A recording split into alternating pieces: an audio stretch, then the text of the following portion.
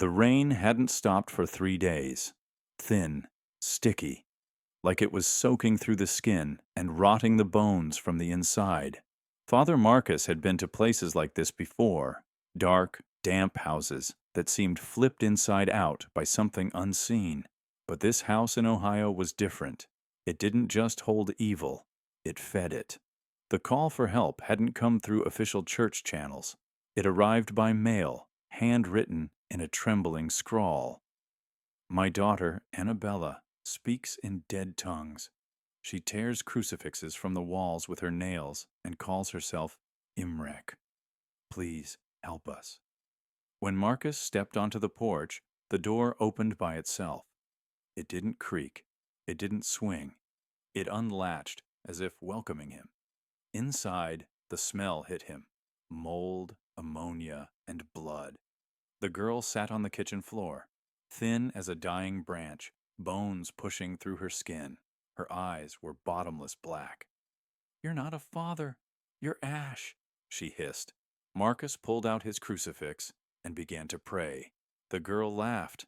Not her laugh, but a man's, deep and wet, echoing off the moldy walls like a cough in a crypt. Underneath the floorboards, something began to scratch. No, someone. Marcus gripped the cross tighter. Imrek. That's its name, isn't it? Imrek came before words, before light, before death, she whispered, then spit something out. A tooth. Human.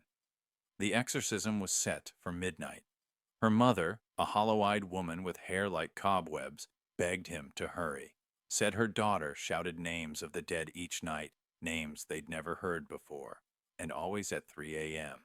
the walls would cry like infants. When Marcus began the rite, the candles went out. All of them, except his oil lamp. Annabella twisted backward like a snapped puppet. Her spine popped. She began chanting in Akkadian, an ancient language dead for thousands of years. Ti'enu lugal imrek. Blood poured from her eyes. Holy water hissed and bubbled in its vial. When he sprinkled it, the droplets left burns on the floorboards. The demon roared, using her voice, but with words he feared. You prayed in the basement in 72, didn't you, Marcus? While bullets danced above your head in the jungle, I watched, I waited, and now you return to me. Marcus froze. No one alive knew about Vietnam. The thing inside Annabella began listing names. Dozens of them. Michael, Elaine, Sarah, Tommy. Every soul he had ever buried. Every secret confession he'd heard. Her body lifted from the ground with a sickening crack. She screamed. A second voice joined hers, guttural, echoing like an empty cave. I am Imrek, Gate Eater, rotten lord. You cannot save the flesh. And Marcus remembered, an old teaching whispered by his mentor before death. Some names aren't cast out.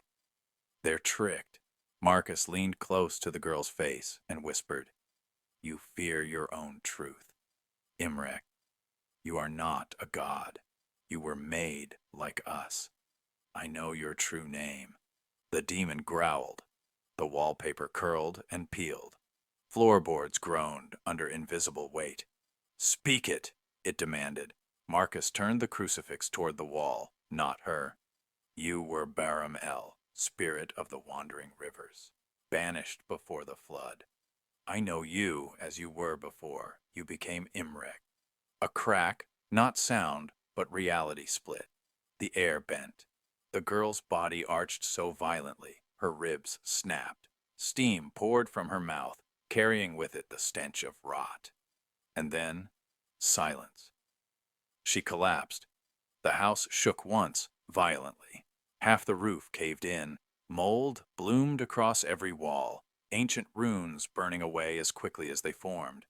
Annabella lived, but her hair turned white. Her eyes became gray, dead gray, like a fish pulled from ice water. And she didn't speak for 3 months. 2 years passed. Marcus left the church, lived in solitude in a cabin by a lake. He kept a journal.